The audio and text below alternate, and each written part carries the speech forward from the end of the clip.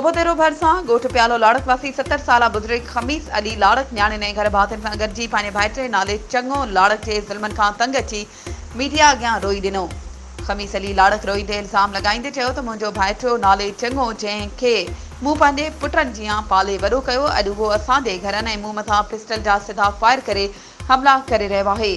अॼु सुबुह मुंहिंजे पुट राहिब अली जे मथां कुझु नामालूम माण्हू वठी भट्ठी जे भरिसां वारी ज़मीन ते हमलो करे मुंहिंजे पुट राहिब खे ज़ख़्मी करे छॾियो। हुन इल्ज़ाम लॻाईंदे चयो त नाले चङो मुंहिंजी ज़मीन ते कब्ज़ो करण जी पिणु कोशिश करे रहियो आहे।